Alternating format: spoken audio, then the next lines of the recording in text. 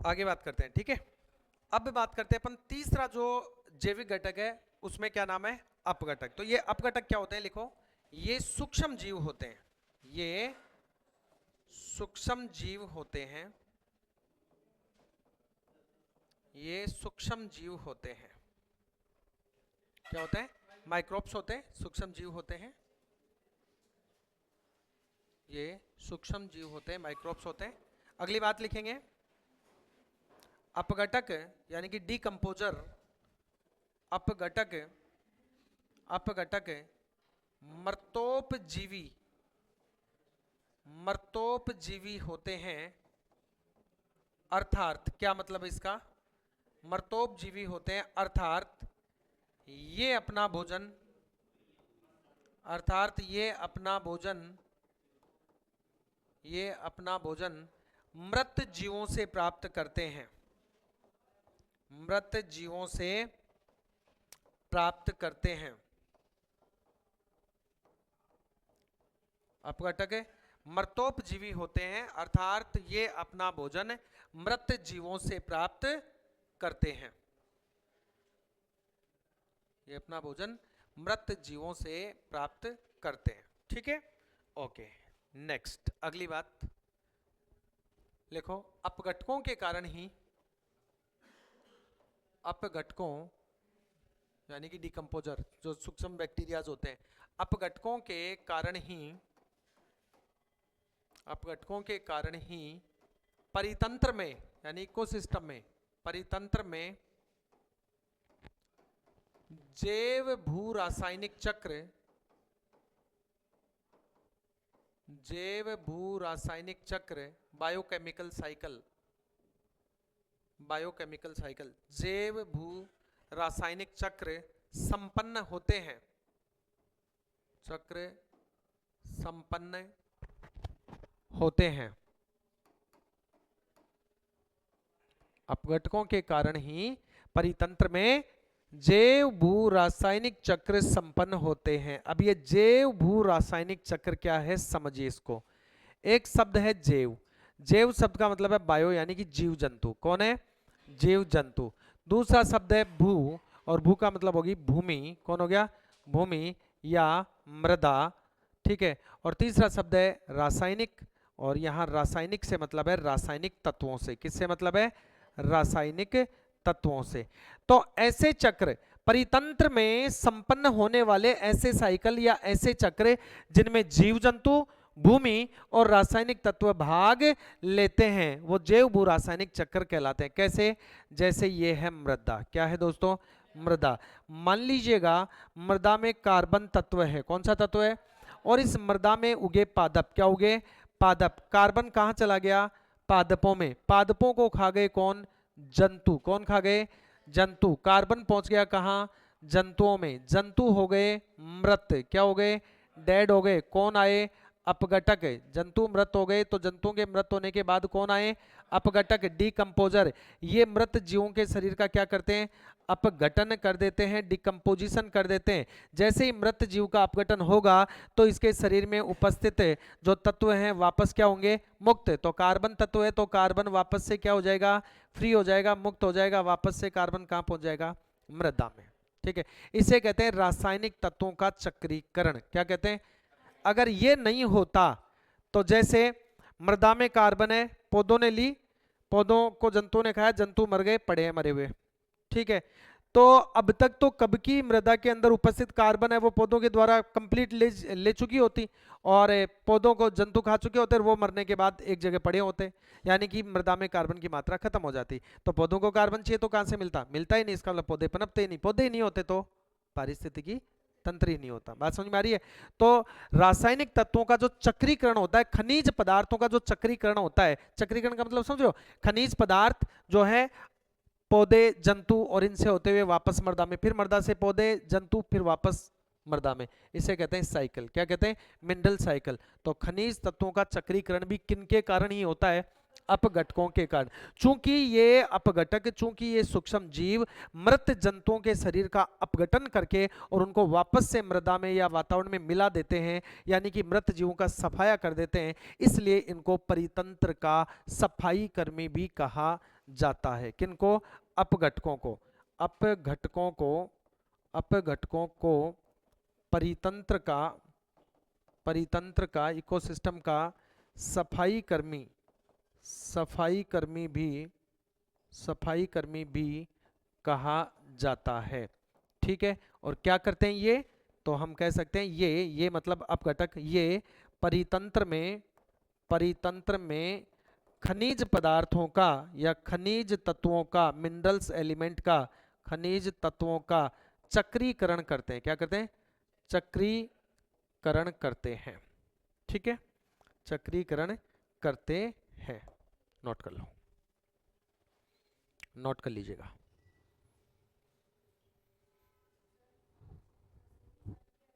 रासायनिक तत्व, रासायनिक शब्द से मतलब है रासायनिक तत्व। जैव भू रासायनिक चक्र है। जैव का मतलब जीव जंतु से है, भू का अभिप्राय भूमि मृदा से, रासायनिक का अभिप्राय रासायनिक तत्वों से।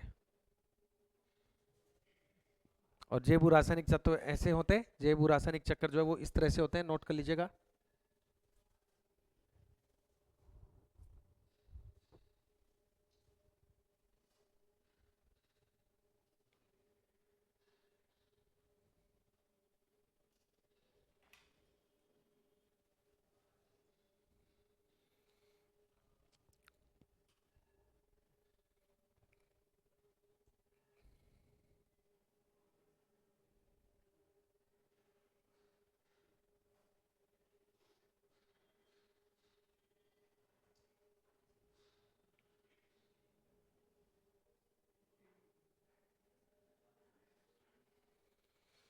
हो गया? यस। तो अपघटकों के कारण ही परितंत्र में निम्न में से किन की उपस्थिति के कारण जैव भू रासायनिक चक्र संपन्न होते हैं? डिकम्पोजर्स के कारण, अपघटकों के कारण। ठीक है, अपघटकों को परितंत्र का सफाई कर्मी कहा जाता है और यही हमारे परितंत्र में खनिज तत्वों का चक्रीकरण करते हैं। खनिज तत्वों का चक्रीकरण करते हैं।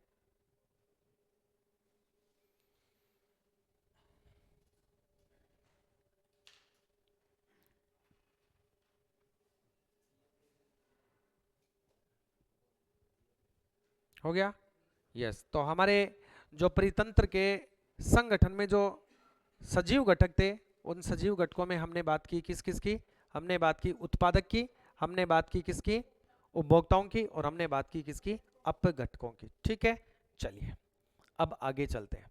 देखिए, जो अजैविक घटक है उनके बारे में तो कुछ पढ़ना ही नहीं है। मृदा है, जल है, सब पता है अपने को कि इनका संबंध क्या है। जल नहीं होगा तो पौधे नहीं होंगे, जल नहीं होगा जीवन नहीं होगा, वायु नहीं होगी तो श्वसन नहीं होगा। ठीक है, तो अब बात करते हैं परितंत्र में अगला बिंदु, और अगले बिंदु का नाम है खाद्य श्रृंखला। हेडिंग लगाएं, फूड चेन। खाद्य श्रृंखला, फूड चेन। हेडिंग लगाएं दोस्तों, फूड चेन, खाद्य श्रृंखला। खाद्य श्रृंखला की बात करते हैं। ठीक है, देखिए समझो पहले। ये हैं दोस्तों उत्पादक। क्या है? और उत्पादक कौन होते हैं? हरे पादप, जैसे मान लीजिएगा घास हो गई। ठीक है, इन उत्पादकों को भोजन के रूप में खाते हैं कौन? प्राथमिक उपभोक्ता। प्राथमिक उपभोक्ता को खा जाते हैं कौन? द्वितीयक उपभोक्ता। द्वितीयक उपभोक्ता को कौन खा जाते हैं? तृतीयक उपभोक्ता। क्यों खा रहे हैं? भोजन के लिए। क्यों खा रहे हैं? भोजन के लिए। यानी कि अगर मैं यहाँ पर कहूँ तो ये उत्पादक जो है हरे पादप हैं, ये हैं पोषक स्तर। क्या कहेंगे इनको? पोषक स्तर कहेंगे। किसके लिए पोषक स्तर है ये? प्राथमिक उपभोक्ता के लिए, क्योंकि प्राथमिक उपभोक्ता को पोषण दे रहे हैं। मैं कहूँ प्राथमिक उपभोक्ता भी क्या है? पोषक स्तर है। किसके लिए? द्वितीयक उपभोक्ता के लिए। ये भी क्या है? पोषक स्तर है। किसके लिए? तृतीयक उपभोक्ता के लिए। तृतीयक उपभोक्ता भी क्या है? पोषक स्तर है। किसके लिए? अपघटकों के लिए। किसके लिए? अपघटकों के लिए। ये मर जाएंगे तो इनसे अपघटक अपना भोजन प्राप्त करेंगे। ठीक है, अपघटकों के लिए। क्लियर? ओके। अब देखिए दोस्तों, यहां पर उत्पादक के रूप में जैसे घास है, घास को खा गया टिड्डा। कौन खा गया? टिड्डा। जानते हो राम जी का घोड़ा, ग्रास ऊपर, ठीक है। और इसको खा गया कौन? मेंढक। कौन खा गया? और मेंढक को खा गया कौन? सांप को खा गया बाज या मोर, ठीक है। सांप ने मेंढक को क्यों खाया? भोजन के लिए। मेंढक ने टिड्डे को क्यों खाया? भोजन के लिए। टिड्डे ने घास को क्यों खाया? तो जीव, परितंत्र में जीव भोजन प्राप्त करने के लिए एक दूसरे को क्या होते हैं? खाते हैं, या अन्य जीवों को खाते हैं। परितंत्र में भोजन प्राप्त करने के लिए जीव अन्य जीवों का भक्षण करते हैं, अन्य जीवों को भोजन के रूप में खाते हैं, जिस कारण से एक श्रृंखला का निर्माण होता है। और चूंकि ये श्रृंखला भोजन प्राप्ति के लिए बनी है, इसलिए इसको खाद्य श्रृंखला कहते हैं। ये बना लो और नीचे ये परिभाषा लिखो।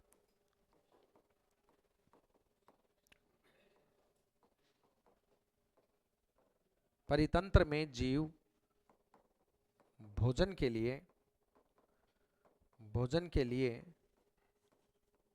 अन्य जीवों को खाते हैं, अन्य जीवों को खाते हैं, जिससे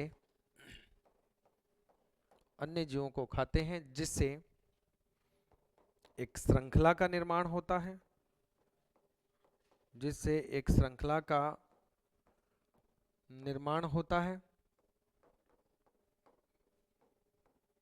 इसे ही खाद्य श्रृंखला या फूड चेन कहते हैं। इसे ही खाद्य श्रृंखला कहते हैं। इसे ही क्या कहते हैं? खाद्य श्रृंखला कहते हैं।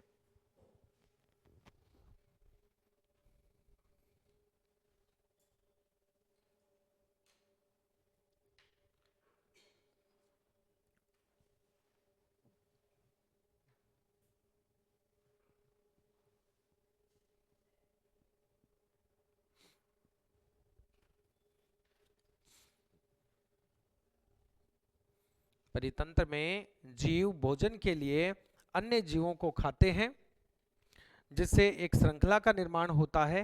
इसे ही क्या कहते हैं? खाद्य श्रृंखला कहते हैं, फूड चेन कहते हैं।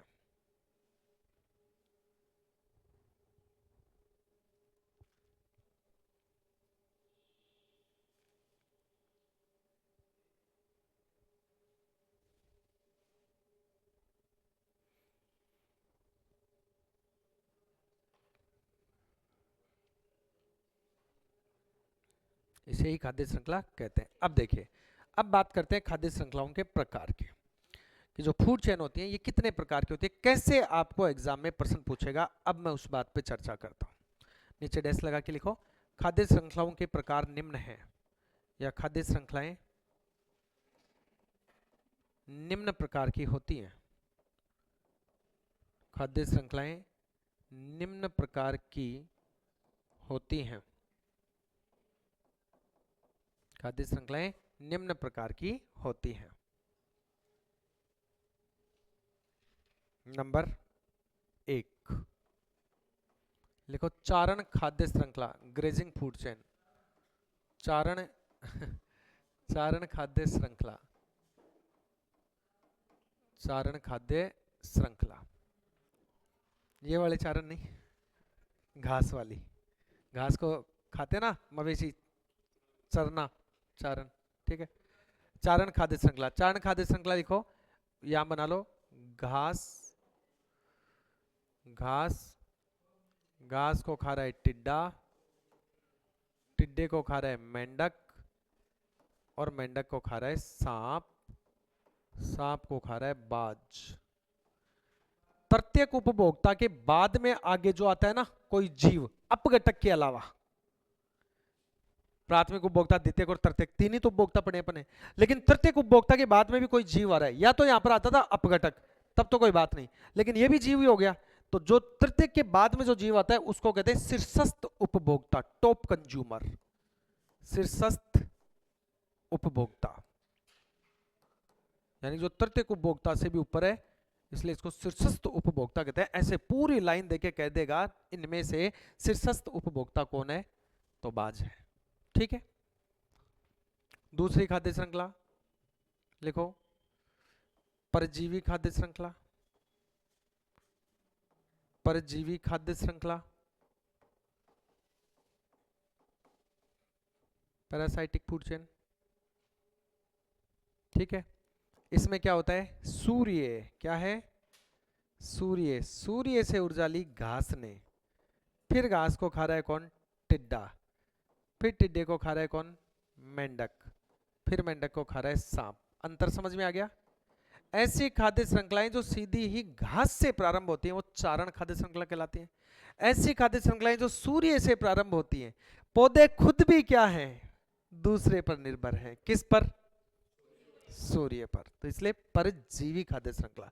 और तीसरे प्रकार की खाद्य श्रृंखला है अपरद या लीटर फूड चेन, अपरद या लीटर, अपरद खाद्य श्रृंखला या लीटर फूड चेन, अपरद खाद्य श्रृंखला कह दो या लीटर फूड चेन कह दो। ये क्या होती है, मृत कार्बनिक पदार्थ, मृत कार्बनिक पदार्थ, और मृत कार्बनिक पदार्थ मतलब जैसे पेड़ पौधों की सड़ी गली पत्तियां, पेड़ पौधों की सड़ी गली पत्तियां या गोबर आदि को कौन खाएगा, केंचुआ, कौन खाएगा, केंचुआ, केंचुए को खाएगा मेंढक, कौन खाएगा, मेंढक को खा जाएगा कौन, सांप, कौन खा जाएगा, सांप। तो ऐसी खाद्य श्रृंखलाएं जो मृत पदार्थों से प्रारंभ होती हैं अपरद या इंग्लिश में लीटर फूड चेन कहलाती हैं। चारण खाद्य श्रृंखलाएं जो घास से प्रारंभ होती हैं, परजीवी खाद्य श्रृंखलाएं जो सूर्य से प्रारंभ होती हैं, अपरद खाद्य श्रृंखलाएं जो मृत कार्बनिक पदार्थों से प्रारंभ होती हैं।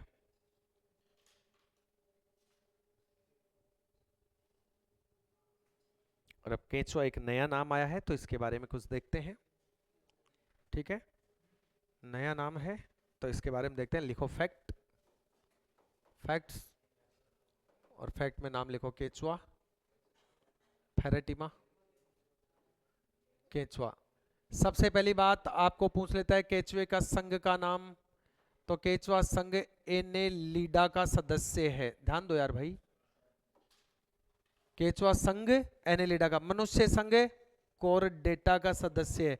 ऐसे ही केंचुआ कौन से संघ का सदस्य है, एनेलिडा का। अगली बात लिखेंगे, अगली बात लिखेंगे, यह द्विलिंगी जीव होता है, यह द्विलिंगी जीव होता है।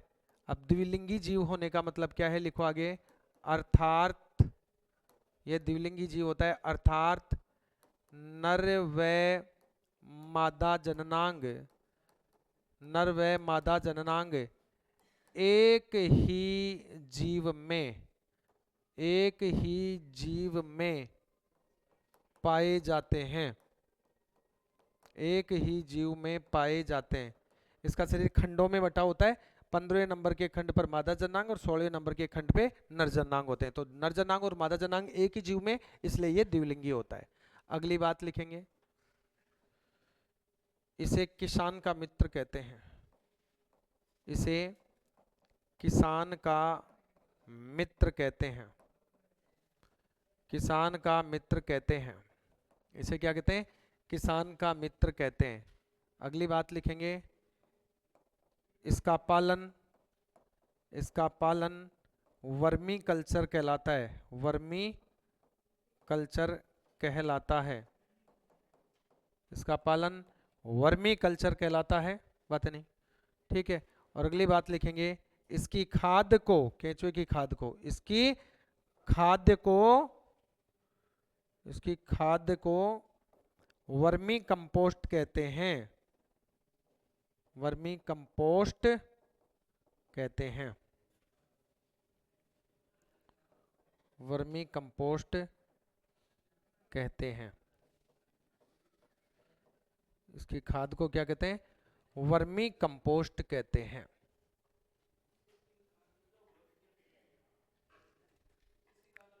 सबसे ज्यादा उपजाऊ होते हैं, तभी तो किसान का मित्र कह दिया मैंने इसको। ठीक है, तो ये थी अपनी खाद्य श्रृंखला।